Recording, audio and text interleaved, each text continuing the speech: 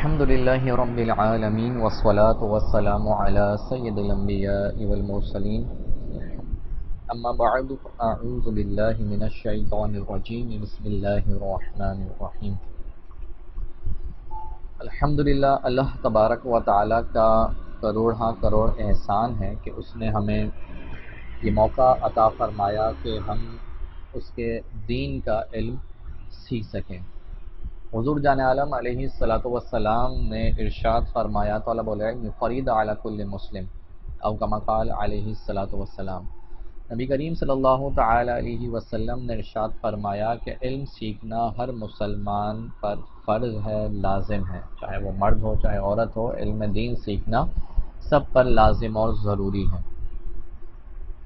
اس حدیث مبارکہ کے حوالے سے سرکار اعلیٰ حضرت امام احمد رضا رحمہ اللہ کی بارگاہ میں ایک سوال پیش کیا گیا اور اس کی شرح پوچھی گئی کہ اس فرض علم سے کون سا علم مراد ہے۔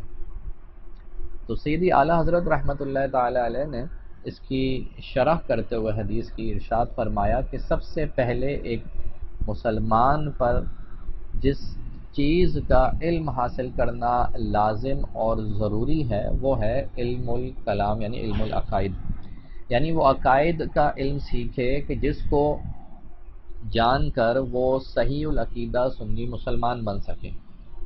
اور اس کے بعد جب وہ بلوغت کی عمر کو پہنچتا ہے تو جو عبادات اس کے اوپر لازم ہوتی رہتی ہیں، فار ایگزامپل نماز اس کے اوپر لازم ہوتی ہے، رمضان کے مہینے اپروچ کرتے ہیں تو رمضان کے روزے اس کے اوپر لازم ہو جاتے ہیں۔ اف ہی بیکمز صاحب نصاب یعنی وہ زکوٰۃ والا صاحب نصاب بن جاتا ہے تو اس کے اوپر زکوٰۃ کی ادائیگی لازم ہو جاتی ہے۔ الغرض جو عبادات اس کے اوپر لازم ہوتی رہتی ہیں اس سے متعلقہ احکام سیکھنا اس کے اوپر لازم اور ضروری ہوتا ہے۔ تو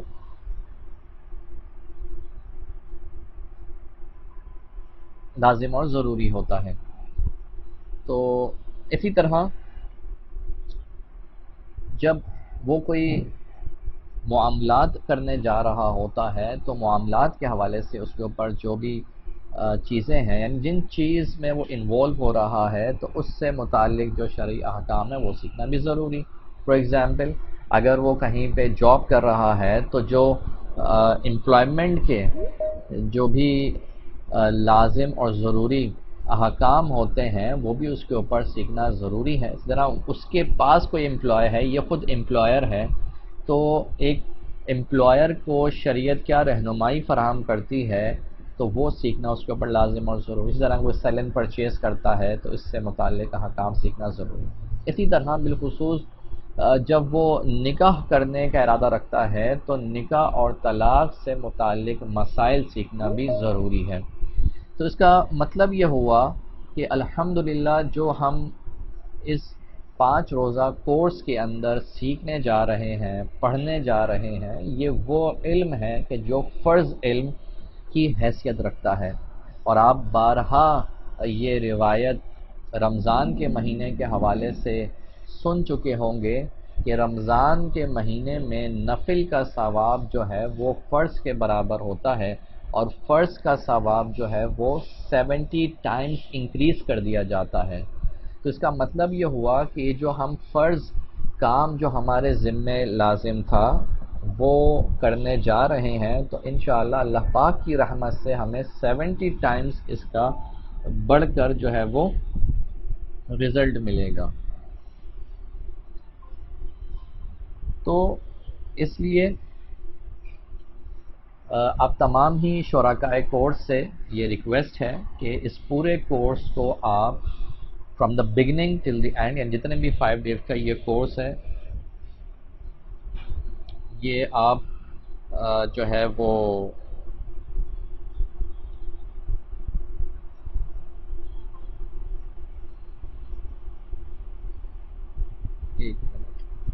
تو میں یہ عرض کر رہا تھا جتنے بھی یہ 5 روزہ کورس ہے اس کو آپ توجہ کے ساتھ سماعت کیجیے گا، اور جو بھی آپ کے کوشچنز ہوں، جو بھی آپ کے سوالات ہوں تو اس کے لیے انشاءاللہ آخر میں ہم ایک تقریباً 10 منٹس کا سیشن رکھیں گے جس میں آپ اپنے سوالات کو کر سکتے ہیں. لیکن اس کا یہ مطلب نہیں ہے کہ صرف آخری کے 10 منٹس میں ہی کر سکتے ہیں. ہمارا جو گروپ بنا ہوا ہے تو اس گروپ میں بھی آپ اپنے سوالات ڈال سکتے ہیں، بھیج سکتے ہیں. تو انشاءاللہ تبارک و تعالی آپ کے جو سوالات ہیں ان کو آنسر کیا جائے گا. اس کورس کی اہمیت کے حوالے سے اگر ہم گفتگو کریں تو آپ جانتے ہیں کہ ایک منٹ ذرا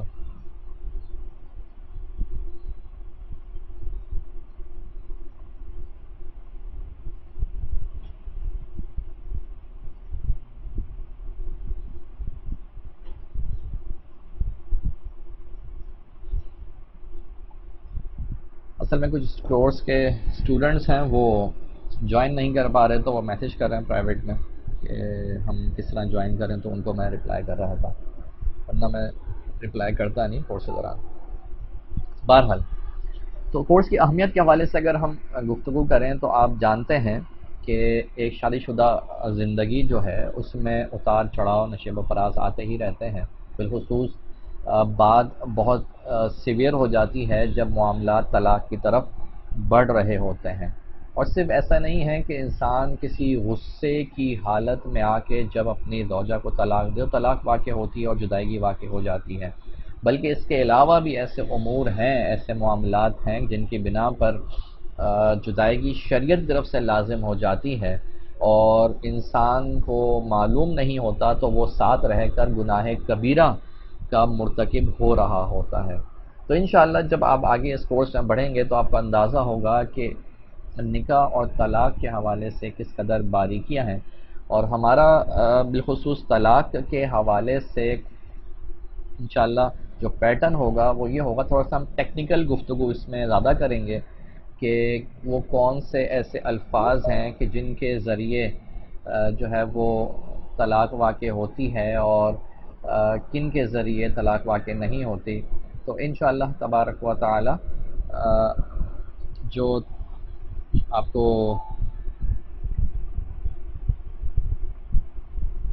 ایک منٹ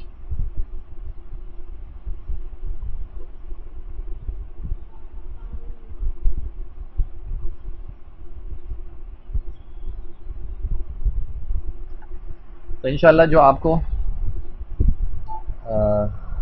اس میں سیکھنے کو ملے گا وہ اچھا خاصا انشاءاللہ آپ کے علم میں وہ اضافے کا باعث بنے گا. محترم شرکاء کورس، اسلام نے نکاح کے حوالے سے بہت اہمیت دی ہے اور خود حضور جان عالم علیہ الصلاۃ والسلام کی جو ازدواجی زندگی ہے اس حوالے سے ہمارے لیے مشعل راہ ہے. حضور جان عالم علیہ الصلاۃ والسلام کا اپنی ازواج کے ساتھ ایسا خوبصورت رویہ تھا کہ آپ علیہ الصلاۃ والسلام نے ارشاد فرمایا خیرکم خیر لأہلی، خیرکم خیرکم لأہلی وانا خیرکم لأہلی، کہ آپ علیہ الصلوۃ والسلام نے ارشاد فرمایا کہ تم میں سے بہترین شخص وہ ہے جو اپنے گھر والوں کے لیے بہتر ہے، اور سن لو کہ میں اپنے گھر والوں کے لیے، گھر والوں کے اعتبار سب سے بہتر ہوں. اور پھر آپ کا یہ فرمان فقط فرمان کی حد تک نہیں بلکہ آپ کی جو زندگی، عملی زندگی ہے، اس میں بھی ہمیں ایسی بیسیوں مثالیں اور سینکڑوں مثالیں مل جاتی ہیں جہاں پر آقا کریم صلی اللہ تعالی علیہ وسلم نے اپنی ازواج کے ساتھ وہ کمال برتاؤ کیا کہ جس کی مثال دنیا میں نہیں ملتی. ایک بار حضرت خدیجہ الکبریٰ رضی اللہ تعالی عنہا سخت علیل ہوئیں اور آپ کو اندیشہ ہوا کہ یہ وہ میری کیفیت ہے کہ اس کے بعد میں دوبارہ صحت جو ہے مجھے نہیں مل سکے گی، میں روبہ صحت نہ ہو سکوں گی. تو آپ نے حضرت فاطمہ الزہرا رضی اللہ تعالی عنہا کو اپنے بابا جان کے پاس بھیجا اور ان سے یہ کہا کہ ان سے کہو کہ ان کی بارگاہ میں یہ عرض کرو کہ مجھے اپنی آپ وہ چادر دے دیں جو چادر آپ اوڑھتے ہیں. حضور جان عالم علیہ الصلوۃ والسلام کی بارگاہ میں جب حضرت فاطمہ الزہرا رضی اللہ تعالی عنہا آتی ہیں اور اپنی والدہ کی یہ خواہش پیش کرتی ہیں، تو حضور جان عالم علیہ الصلوۃ والسلام حضرت فاطمہ سے استفسار فرماتے ہیں، یہ پوچھتے ہیں کہ ان کو اس چیز کی ضرورت کیوں ہے۔ تو بہرحال جب وہ انہی کے ساتھ جب وہ جب انہی کے ساتھ جو ہے وہ واپس جاتے ہیں، حضرت حفصہ الکبریٰ رضی اللہ تعالی عنہ سے پھر سوال کرتے ہیں کہ آپ کو اس کی کیوں ضرورت ہوئی، تو حضرت حفصہ الکبریٰ رضی اللہ تعالی عنہ نے یہ عرض کی کہ میں یہ چاہتی ہوں کہ میری لحد میں جب میں جاؤں تو میرے پاس جو کفن ہو وہ آپ کی چادر ہو۔ تو حضرت نبی کریم صلی اللہ تعالی علیہ وسلم نے وہ کمال جملہ ارشاد فرمایا کہ جو سنہری حروف سے لکھے جانے کے مترادف ہیں۔ آپ علیہ السلام نے ارشاد فرمایا، لو اردتی جلدی لاتیتکی، کہ اگر تم مجھ سے میری کھال بھی مانگتی تو میں وہ ضرور تمہیں دیتا۔ یعنی یہ ایک استعارتاً آپ علیہ السلام نے ارشاد فرمایا کہ وہ کمال محبت ان دونوں نفوس قدسیہ کے درمیان تھی کہ چادر تو دور کی بات ہے کہ اگر اس قدر محبوب چیز جو انسان کی کھال ہوتی ہے، جو اہم چیز ہے، وہ بھی اگر مانگی جاتی تو حضرت خدیجہ الکبریٰ رضی اللہ تعالی عنہا کو نبی کریم صلی اللہ تعالی علیہ وسلم وہ ارشاد دے دیتے،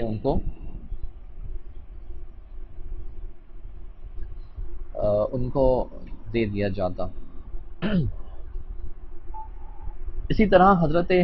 عائشہ صدیقہ رضی اللہ تعالی عنہا کے حوالے سے آپ کی کمال محبت رہی، اور آپ اندازہ لگائیے کہ ایک بار ایک غزوے سے واپسی پر حضرت عائشہ صدیقہ رضی اللہ تعالی عنہا کہ جب وہ آپ کے نکاح میں نئی آئی تھی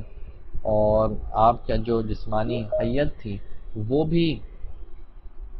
اس قدر بڑی نہیں تھی کہ آپ جو ہے وہ ایک نوعمر خاتون تھی، تو اس وقت رسول اللہ صلی اللہ تعالی علیہ وسلم نے حضرت عائشہ صدیقہ رضی اللہ تعالی عنہا سے یہ ارشاد فرمایا کہ عائشہ آؤ ذرا دوڑ لگاتے ہیں۔ اب امیجن کیجئے کہ انبیاء کرام علیہم السلام کے سردار ہیں، منصب نبوت پر فائز ہیں، لیکن اپنی زوجہ کے ساتھ، اپنے گھر والوں کے ساتھ کس قدر شفیق ہیں، کس قدر ملنسار ہیں۔ تو بہرحال حضرت عائشہ صدیقہ رضی اللہ تعالی عنہا کے ساتھ جب وہ دوڑ کا معاملہ ہوا تو کیونکہ آپ نوعمر تھیں تو نبی کریم صلی اللہ تعالی علیہ وسلم کے مقابلے میں وہ جلدی اس مقام پر پہنچ گئیں۔ اچھا، کچھ عرصے بعد دوبارہ ایسا موقع آیا، پھر نبی کریم صلی اللہ علیہ وسلم نے ارشاد فرمایا کہ اے عائشہ آؤ ریس کرتے ہیں۔ اچھا، اس وقت حضرت عائشہ صدیقہ رضی اللہ تعالی عنہا کا جو وجود تھا تھوڑا سا وہ بھاری ہو چکا تھا، تو اس بنا پر جب ریس ہوئی تو نبی کریم صلی اللہ تعالی علیہ وسلم آگے نکل آئے، اور پھر آپ علیہ السلام نے ارشاد فرمایا کہ اے عائشہ یہ جو جیت ہے یہ اس ریس کا بدلہ ہے، یعنی یہ جو ریس ہے یہ اس سابقہ ریس کا بدلہ ہے جس میں آپ آگے نکل گئی تھی۔ تو یعنی کہنے کا مقصد یہ ہے کہ آپس میں وہ خوشگوار ماحول کہ جو ایک زوج اور زوجہ میں ہوتا ہے اس کی کمال تصویر ہمیں حضور جان عالم علیہ السلام کی سیرت میں نظر آتی ہے۔ تو بہرحال یہ وہ باتیں ہیں کہ جن کو جب ہم سیکھیں گے، سنیں گے، سمجھیں گے، اپنی زندگیوں میں نافذ کریں گے، تب جا کے انشاءاللہ تبارک و تعالی وہ کمال برکات بھی ہمیں حاصل ہوں گی کہ جو برکات مطلوب شرع ہیں۔ اب ہم اپنے ٹاپک کی طرف باقاعدہ آتے ہیں اور ہم یہ جانتے ہیں کہ آج کے اس لیکچر کے اندر ہم کیا کیا فقہی احکام اور جو نکات ہیں وہ جاننے لگے ہیں۔ چنانچہ آج کے ہم جو ہمارا پہلا انشاءاللہ سیگمنٹ ہوگا اس کے اندر ہم قرآن پاک میں نکاح کا بیان اس کے بارے میں جانیں گے کہ قرآن مجید فرقان حمید میں نکاح کا کیا بیان ہوا ہے۔ اسی طرح احادیث میں نکاح کا بیان اس کے بارے میں ہم جانیں گے، نکاح کی تعریف، نکاح کہتے کس کے ہیں اور کہتے کس ہیں اور اس کی شرعی حیثیت کیا ہے۔ اس کے بارے میں انشاءاللہ گفتگو ہوگی، اور نکاح کے مستحبات۔ تو یہ چند ٹاپکس ہیں جن کو انشاءاللہ آج ہم کور کریں گے، اور اللہ نے چاہا تو ایک اچھا جو لیکچر ہے وہ آپ کو سننے کو ملے گا۔ چنانچہ قرآن مجید فرقان حمید سورۃ النساء آیت نمبر 3 اللہ پاک ارشاد فرماتا ہے کہ فَانكِحُوا مَا طَابَ لَكُم مِّنَ النِّسَاءِ مَثْنَىٰ وَثُلَاثَ وَرُبَاعَ فَإِن خِفْتُمْ أَلَّا تَعْدِلُوا فَوَاحِدَةً، کہ نکاح کرو جو تمہیں خوش آئیں عورتوں سے، یعنی جو عورتیں تمہیں بھائیں ان سے، دو دو اور تین تین اور چار چار، اور اگر یہ خوف ہو کہ انصاف نہ کر سکو گے تو ایک سے۔ یہاں اللہ تبارک و تعالی نے مردوں کو یہ اجازت دی ہے کہ وہ ان عورتوں سے جو ان کو بھلی معلوم ہو ان سے وہ نکاح کر سکتے ہیں، وہ بیک وقت دو نکاح بھی کر سکتے ہیں، تین بھی کر سکتے ہیں اور چار بھی کر سکتے ہیں، لیکن یہ اسی وقت کریں کہ جب ان کے درمیان عدل کر سکتے ہوں۔ چنانچہ اگر ان کے درمیان عدل اور انصاف نہ رکھنے کا اندیشہ ہو تو پھر ایک پر ہی اکتفا کرنا پڑے گا۔ تو یہ وہ آیت ہے جو کیٹیگوریکلی اس بات کو بیان کرتی ہے کہ عورتوں کے درمیان اگر وہ ایک سے زائد ہیں تو عدل کرنا ضروری ہے۔ اگر عدل نہیں کریں گے، انصاف نہیں کریں گے، اور ان میں کسی کے ساتھ زیادہ معاملہ کریں گے، کسی کے ساتھ کم، تو پھر ایسی صورت میں اللہ تبارک و تعالیٰ کی ناراضگی اس کی طرف متوجہ ہوگی۔ اسی طرح ایک اور مقام پر ارشاد فرمایا وَأَنكِحُوا الْأَيَامَ مِنكُمْ وَالصَّالِحِينَ مِنْ عِبَادِكُمْ وَإِمَائِكُمْ إِنْ يَكُونُوا فُقَرَاءَ يُغْنِهِمُ اللَّهُ مِنْ فَضْلِهِ وَاللَّهُ وَاسِعٌ عَلِيمٌ۔ چنانچہ ارشاد فرمایا کہ اپنے یہاں کی بے شوہر والی عورتوں کا نکاح کر دو، یعنی وہ عورتیں کہ جو ابھی کنواری ہیں ان کا نکاح کر دو، اور اپنے نیک غلاموں اور باندیوں کا، یعنی یہاں بھی نکاح کرنے کی ترغیب دلائی جا رہی ہے، اور فرمایا کہ اگر وہ محتاج ہوں تو اللہ پاک اپنے فضل کے سبب انہیں غنی کر دے گا، اور اللہ تبارک و تعالی وسعت والا اور علم والا ہے۔ تو یہاں بھی آیت کریمہ کے اندر اس بات کی ترغیب ہے کہ انسان کو چاہیے کہ وہ نکاح کرے اور بے نکاح نہ رہے۔ اسی طرح اگر ہم احادیث کریمہ میں نکاح کے حوالے سے اگر ملاحظہ فرمائیں تو پتہ یہ چلتا ہے کہ مختلف روایات ہیں جہاں پر نکاح کی ترغیب دی جا رہی ہے۔ چنانچہ حضرت عبداللہ ابن مسعود رضی اللہ تعالیٰ عنہ سے روایت ہے کہ رسول اللہ صلی اللہ علیہ وسلم نے فرمایا اے جوانوں، تم میں جو کوئی نکاح کی استطاعت رکھتا ہے وہ نکاح کرے، کہ یہ اجنبی عورت کی طرف نظر کرنے سے نگاہ کو روکنے والا ہے اور شرمگاہ کی حفاظت کرنے والا ہے، کیونکہ جب نگاہ بہکتی ہے تو پھر شرمگاہ بہکتی ہے، اور جس میں نکاح کی استطاعت نہیں وہ روزے رکھے کہ روزہ قاطع شہوت ہے، یعنی جو شہوت اس کو بتقاضۂ بشریت آ رہی ہے تو اس کو قطع کرنے کے لیے، اس کو ختم کرنے کے لیے، اس کو روکنے کے لیے کیا کرے، وہ روزے رکھے۔ تو اس حدیث مبارکہ میں بھی نکاح کی ترغیب ہے کہ انسان اگر نکاح نہیں کرے گا تو اس کو برائی میں پڑ جانے کا کبھی اندیشہ ہے، اور اللہ تبارک و تعالی کی بارگاہ سے جو بڑے بڑے جو مجدے ہیں اجر کی صورت میں وہ اس سے محروم ہو جائے گا۔ اسی طرح حضرت ابو ہریرہ رضی اللہ تعالی عنہ سے روایت ہے کہ رسول اللہ صلی اللہ علیہ وسلم نے ارشاد فرمایا کہ جو میرے طریقے کو محبوب رکھے وہ میری سنت پر چلے، اور میری سنت سے نکاح ہے، نکاح من سنتی۔ تو یہاں بھی یہ بات ارشاد فرمائی جا رہی ہے کہ نکاح جو ہے وہ حضور جان عالم علیہ السلام کی سنت ہے اور اس پر عمل کرنا چاہیے۔ حضرت ابو یعلا جابر رضی اللہ تعالیٰ سے راوی کے فرماتے ہیں کہ جب تم میں کوئی نکاح کرتا ہے تو شیطان کہتا ہے افسوس، ابن آدم نے مجھ سے اپنا 2/3 دین بچا لیا۔ تو اس سے اندازہ ہوتا ہے کہ نکاح کرنا انسان کو بہت سارے گناہوں سے، بہت ساری فضولیات سے، بہت سارے ان امور سے بچا لیتا ہے جو اللہ پاک کی ناراضگی کا سبب بنتے ہیں۔ اسی طرح مزید احادیث میں بیان ہوا کہ ابن عباس رضی اللہ تعالیٰ عنہما سے راوی کہ رسول اللہ صلی اللہ علیہ وسلم نے فرمایا کہ جسے چار چیزیں ملیں اسے دنیا و آخرت کی بھلائی ملی۔ نمبر ایک، دل شکر گزار، یعنی وہ دل کہ جو شکر گزار ہو، جو اللہ تبارک و تعالیٰ کی دی ہوئی نعمتوں پر شکر ادا کرنے والا ہو کہ اللہ جو تو نے دیا، جس حال میں تو نے رکھا، اس پہ تیرا شکر ہے۔ ہم تو اس قابل بھی نہ تھے کہ ہمیں ایسی سانسیں بھی ملتی، ہمیں دیکھنے کی صلاحیت بھی ملتی، ہمیں جو ہے وہ اور نعمتیں ملتی، لیکن فقط تو نے اپنے فضل سے ہمیں یہ تمام کی تمام نعمتیں دیں۔ تو شکر گزار دل ملنا یہ اللہ تبارک و تعالیٰ کی بہت بڑی نعمت۔ پھر آگے فرمایا کہ زبان یاد خدا کرنے والی، یعنی ایسی زبان دی گئی کہ جو یاد خدا کرنے والی ہے، وہ زبان کہ جو اللہ تبارک و تعالیٰ کی فرمانبرداری میں جو ہے وہ چلتی ہو، اللہ کی نافرمانی اور ایسے کلمات کہنے سے بچتی ہو کہ جو اللہ کو ناراض کرنے والے ہوں۔ اور بدن بلا پر صابر، یعنی ایسا بدن ملا کہ اگر اس پہ کوئی مصیبت آئی ہوئی ہے، کوئی آزمائش آئی ہوئی ہے، کوئی بیماری آئی ہوئی ہے، تو اس پہ وہ صبر کرنے والا ہے۔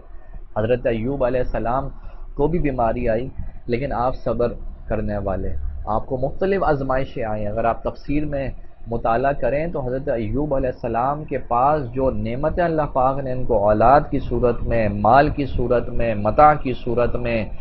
اور دیگر معاملات کی صورت میں دیں، ایک ایک کر کے اللہ پاک نے وہ تمام دے لیں، لیکن حضرت ایوب علیہ السلام چونکہ نبی ہیں اور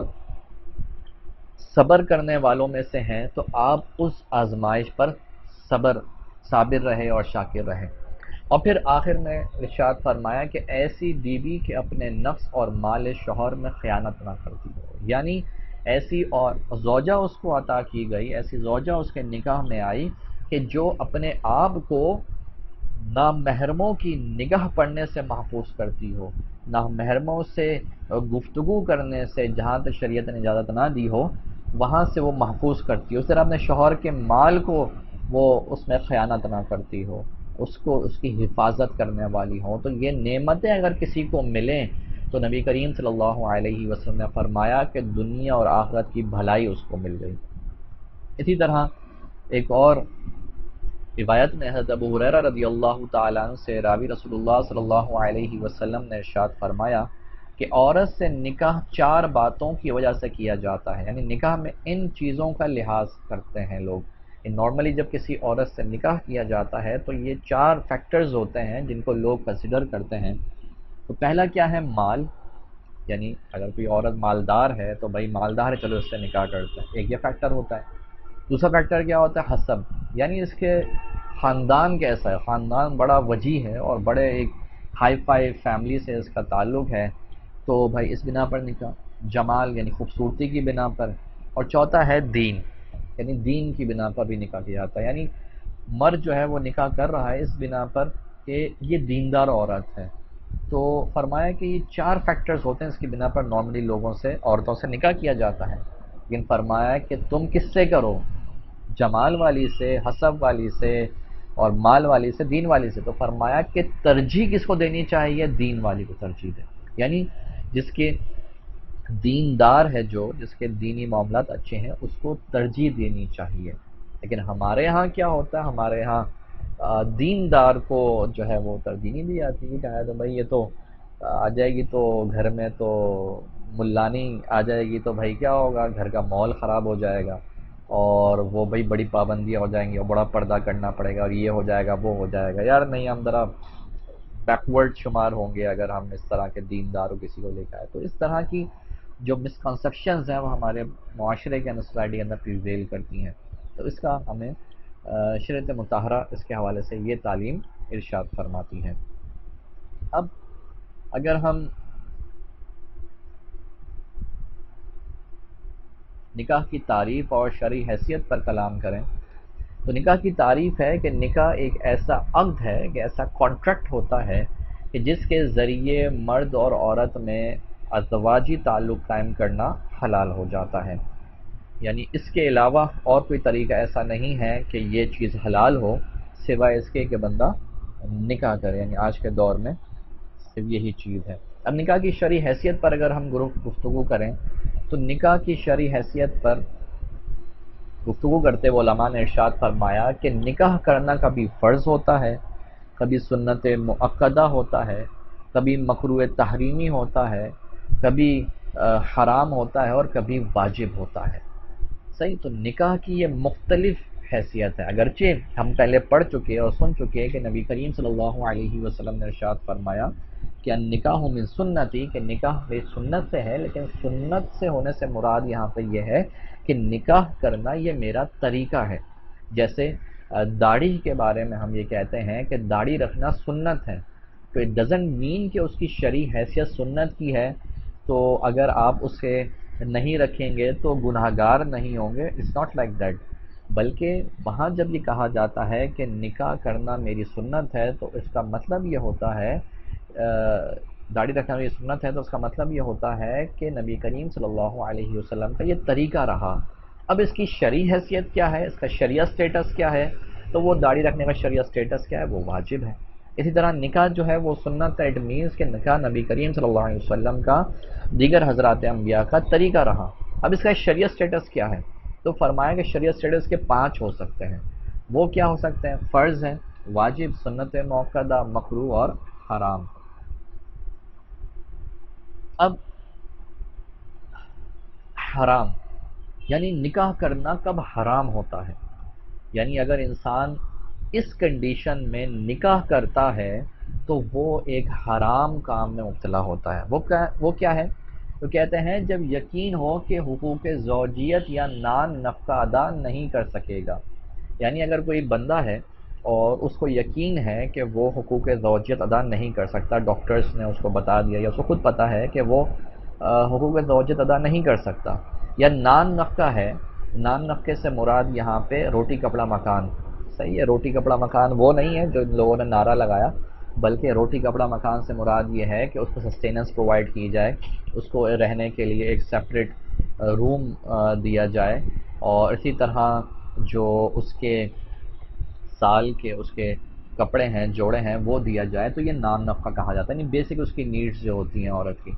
تو اگر وہ اس پر قادر نہیں ہے، اس کو پتہ ہے کہ میں نہیں دے سکتا، تو اس کے لیے نکاح کرنا حرام ہوتا ہے۔ نکاح کرنا مکروہ تحریمی، تو مکروہ تحریمی کیا ہوتا ہے پہلے ہم یہ جان لیتے ہیں۔ مکروہ تحریمی سے مراد وہ کام ہوتا ہے جو شریعت نے کرنا ناپسند قرار دیا ہوتا ہے، کرنے والا گناہ گار ہوتا ہے، لیکن اس میں گناہ کی انٹینسٹی حرام کے مقابلے میں کم ہوتی ہے۔ ٹھیک ہے، یہ دونوں میں فرق ہے، حرام اور مکروہ تحریمی، کہ حرام بھی گناہ ہوتا ہے اور مکروہ تحریمی بھی گناہ ہوتا ہے، لیکن حرام کی جو گناہ کی انٹینسٹی ہے یا شدت ہے وہ زیادہ ہوتی ہے بنسبت مکروہ تحریمی کے۔ اب سوال یہ ہے کہ نکاح کرنا کب مکروہ تحریمی؟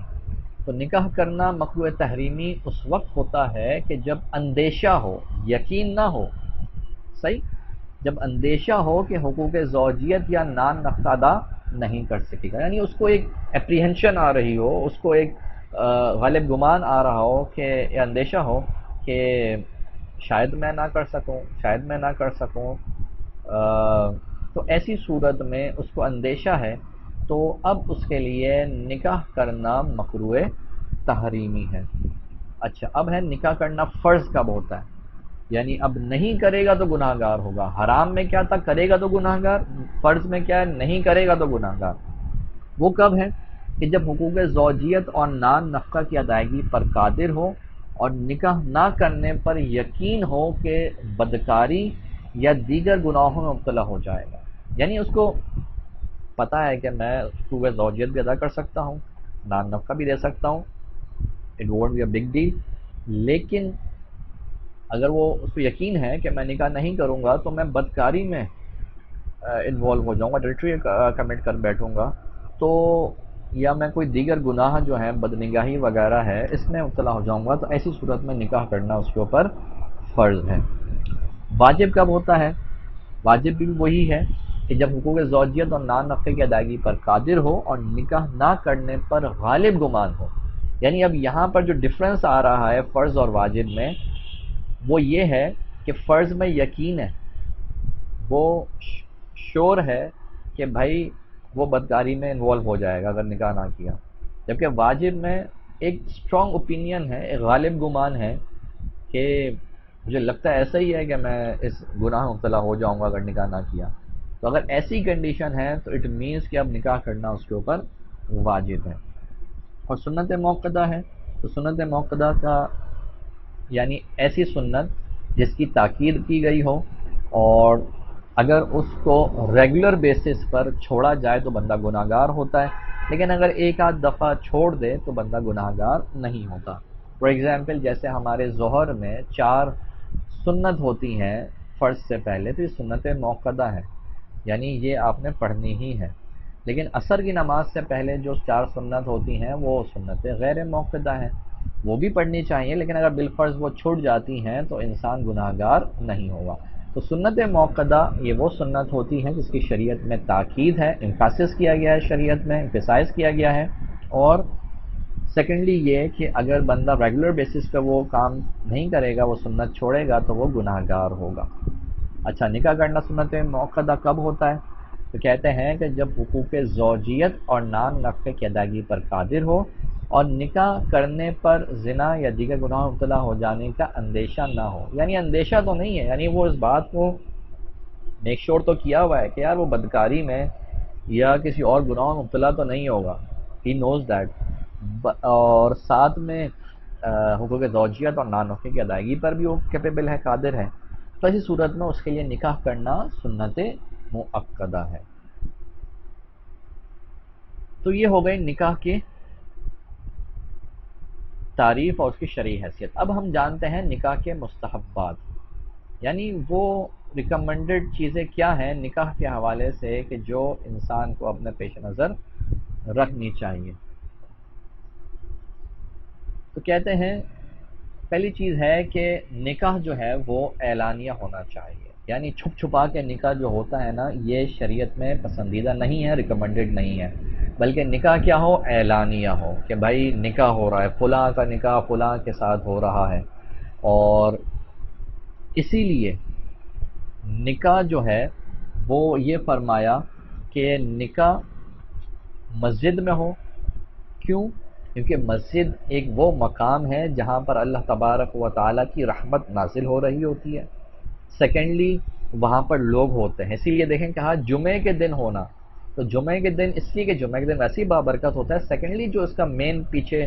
ریزن ہے وہ یہ کہ جمعے کے دن ایک بڑا مجمع ہوتا ہے، تو زیادہ لوگوں میں یہ بات معروف ہو جائے گی کہ بھائی فلاں کا نکاح ہو گیا یا فلاں کا نکاح فلاں سے ہو رہا ہے. ٹھیک ہے، تو یہ مستحبات ہیں. لیکن ہمارے یہاں کیا ہوتا ہے، بھائی نکاح جو ہوگا وہ کسی ہوٹل میں ہوگا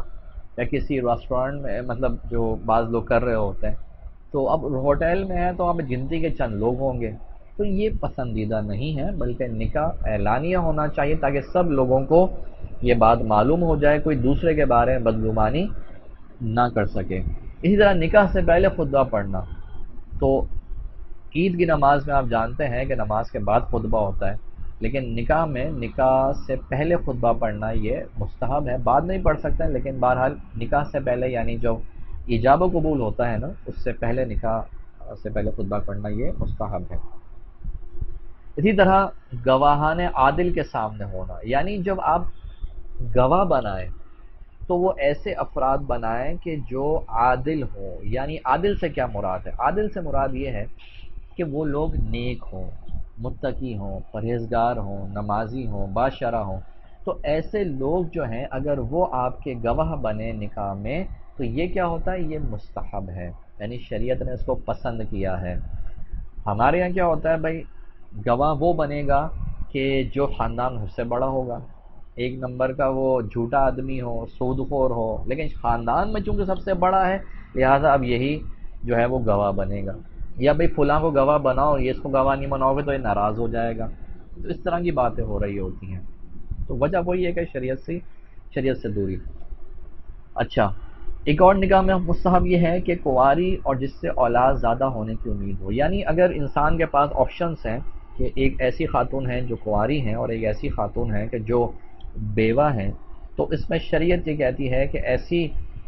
عورت سے نکاح کیا جائے جو کنواری ہے. یعنی یہ مستحب ہے، یعنی ایک جنرل کیس میں. کوئی پرٹیکولر کیس جو ہے وہ ایک الگ ہو سکتا ہے، کیس ٹو کیس ویری ہو سکتا ہے، لیکن نارملی انسان کو جو شریعت ایک مشورہ دے رہی ہے وہ یہ دے رہی ہے کہ کنواری سے نکاح کیا جائے، کیونکہ جو بیوہ ہے ہو سکتا ہے کہ اس کے ساتھ بچے ہوں، جس کے بعد اس بندے کا اس کے ساتھ رہنا تھوڑا سا دشوار ہو جائے، یا بچے نہیں ہیں لیکن اس عورت کو اپنے سابقہ شوہر کی یاد آتی ہو، جس کی بنا پر وہ نئے شوہر کے ساتھ مینٹلی ایڈجسٹ نہ ہو پا رہی ہو، اس طرح کی اور وجوہات ہیں، اس کی بنا پر یہ بات کی گئی، اور جس سے اولاد زیادہ ہونے کی امید ہو تو یہ بھی مستحب ہے۔ اس طرح جس سے نکاح کرنا ہو اسے کسی معتبر عورت کو بھیج کر دکھوا لیں، اور عادت اور اطوار و سلیقہ وغیرہ کی خوب جانچ کر لے کہ آئندہ خرابیاں نہ پڑے، یعنی کوئی بھی خاتون جو اس کی جاننے والی ہو، اس کی کوئی محرم ہو، ان کو دکھوا لے کہ بھائی میں فلاں سے نکاح کرنے کا ارادہ رکھتا ہوں، تو آپ جا کے ذرا اس کو دیکھ لیں کہ بھائی وہ عادت وغیرہ کی کیسی ہے، طور طریقے کی کیسی ہے، سلیقے والی ہے یا نہیں ہے، یعنی کچھ آئیڈیا ہو جائے، ورنہ وہ مسٹری باکس کی مانند معاملہ ہو سکتا ہے۔ اچھا، دوسرا یہ ہے کہ بوڑھی اور بد خلق اور بد کردار عورت سے نکاح نہ کرنا بہتر ہے۔ تو بوڑھی عورت چونکہ اس سے امکان ہے کہ اولاد نہ ہو، اس بنا پر بہتر یہ فرمایا کہ جوان سے کریں، صرف بد خلق اور بد کردار عورت سے نکاح نہ کرنا بہتر ہے۔ اسی طرح عورت عمر، خاندانی شرف، مال، عزت میں مرد سے کم ہو، یعنی عورت کے لیے جو، یعنی جب ایک کوئی مرد ہے اور وہ کسی خاتون کو چوز کرنے جا رہا ہے کہ کیسی عورت کو وہ چوز کرے، تو اس کے بارے میں شریعت نے اس کو کچھ تعلیم دی ہے، کچھ اس کو گائیڈ لائن فراہم کی ہیں۔ وہ کیا ہیں کہ پہلی بات، عورت عمر میں اس سے کم ہونی چاہیے، صحیح، یہ ایک ریکمنڈیشن ہے، مستحب ہے۔ خاندانی شرف میں، یعنی جو اس کا خاندانی اسٹیٹس ہو وہ مرد کے مقابلے میں کم ہو۔ اسی طرح جو اس کی جو مالی حیثیت ہو وہ مرد کے مقابلے میں کم ہو۔ اسی طرح جو اس کا جاہو مرتبہ ہو، عزت وقار ہو، وہ مرد کے مقابلے میں تھوڑا سا کم ہو، اور چال چلن اور اخلاق اور تقوی اور خوبصورتی میں مرد سے زیادہ ہونی چاہیے، صحیح۔ تو اس طرح کے معاملات ہونے چاہیے۔ اس کی وجہ کیا ہے؟ تو فرمایا کہ حدیث میں ہے جو کسی عورت سے بوجہ اس کی عزت کے نکاح کرے، عزت کے یا خاندانی جاہو مرتبہ کی بنا پر کہ یار یہ فلاں خاندان سے جو ہے وہ تعلق رکھتی ہے، یار اس سے نکاح کرنا چاہیے، کہ اس کا خاندان، اس کا فیملی بیک گراؤنڈ یا بڑا اسٹرانگ ہے فائنینشلی بھی، اور اپنا اسٹیٹس سمبل کے لیے لوگ اس طرح کی خواتین سے نکاح کرتے ہیں، تو فرمایا کہ اللہ پاک اس کی ذلت میں زیادتی کر دے گا، یعنی اس کو رسوائی کرے گا۔ ایسا ہی ہوتا ہے کہ جب کوئی کسی بڑے خاندان میں کوئی چھوٹے خاندان کا مرد نکاح کرتا ہے تو اس کی کوئی عزت نہیں ہوتی، تو حدیث میں یہ فرمایا کہ اللہ پاک کی ذلت میں اضافی کر دے گا۔ اور جو کسی عورت سے اس کے مال کے سبب نکاح کرے گا تو اللہ تعالیٰ اس کی محتاجی ہی بڑھائے گا، اور جو اس کے حسب کے سبب نکاح کرے گا تو اللہ پاک اس کے کمتری میں زیادتی فرمائے گا، یعنی حسب سے مراد وہی خاندانی وجاہت ہے۔ اور جو اس لیے نکاح کرے کہ ادھر ادھر نگاہ نہ اٹھے اور پاک دامنی حاصل ہو یا صلہ رحم کرے، تو اللہ تبارک و تعالیٰ اس مرد کے لیے اس عورت میں برکت دے گا، اور عورت کے لیے مرد میں برکت دے گا۔ یعنی اس کا نکاح کرنے کا مقصد کیا ہے کہ وہ اپنی پاک دامنی کو ثابت کر سکے اور لوگوں کے ساتھ صلہ رحم کر سکے، تو اگر اچھی نیت کے ساتھ کرے گا تو اللہ پاک اس عورت میں برکت دے گا، اور عورت کے لیے اس مرد میں برکت ہوگی۔ اور یہی بات جو سابقہ ہم نے حدیث مبارکہ پڑھی تھی، اس میں بھی یہی بات ذکر کی گئی کہ عورتوں سے ان کے دین کے معاملے میں ترجیح دی جائے، لیکن اس کا یہ مطلب نہیں ہے کہ اگر کوئی مرد ہے وہ کسی ایسی عورت سے نکاح کرنا جا رہا ہے جو دین میں تو بہت اعلیٰ ہے لیکن خوبصورتی کے حوالے سے قبول الصورت ہے، تو شاید اس کو ناپسند کرے گی، نہیں،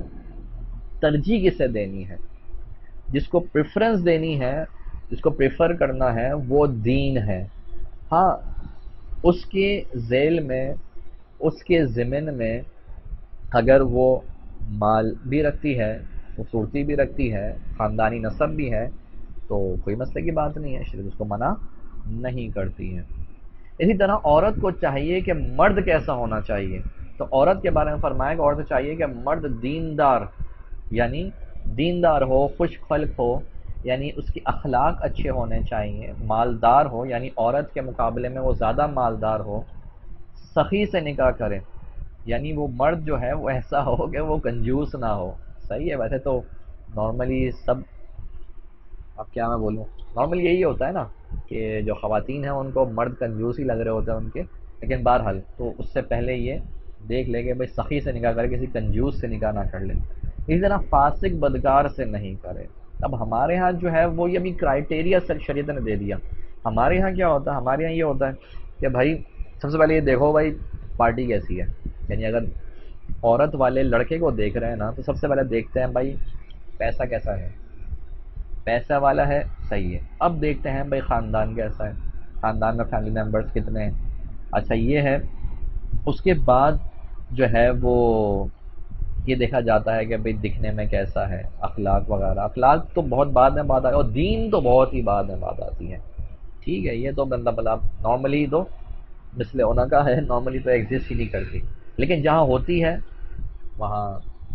کبھی ہاں بڑی اچھی بات ہے، لیکن نارملی یہ چیزیں نہیں ہوتی. تو شریعت ہمیں یہ تعلیم دے رہی ہے. ہماری سوسائٹی، ہمارا معاشرہ، ہماری سوچ، ہماری انڈرسٹینڈنگ کیا دے رہی ہے وہ آپ سب جانتے ہیں. اسی طرح اگر کوئی کسی خاتون کو چوز کرنا ہے نکاح کے لیے تو شریعت کی تعلیم کیا ہے وہ آپ کے سامنے ہے کہ وہ عمر میں، خاندانی شرف میں، مال میں، عزت میں مرد سے کم ہونی چاہیے. لیکن چال چلن، اس کے جو کردار ہے، اس کا جو بیہیویئر ہے، اس کے جو ایٹیکیٹس ہیں، وہ اخلاق جو اس کا ہے، وہ اسی طرح اس کا تقوی ہے، پرہیزگاری ہے، یا اس کی خوبصورتی ہے، وہ مرد سے زیادہ ہونی چاہیے. تو اگر ان چیزوں کو ہم پیش نظر رکھتے ہوئے نکاح کریں اور نکاح کے لیے فریق کو منتخب کریں تو انشاءاللہ اس کی برکات حاصل ہوں گی. اور چونکہ اب ہمارے ہاں یہ چیزیں نارملی نہیں دیکھی جاتی، اور بس مال پیسہ اسٹیٹس یہ دیکھا جا رہا ہوتا ہے. اور مال پیسے میں بھی یہ نہیں دیکھا جاتا کہ مال ہے تو بھائی یہ مال آ کہاں سے رہا ہے، کسی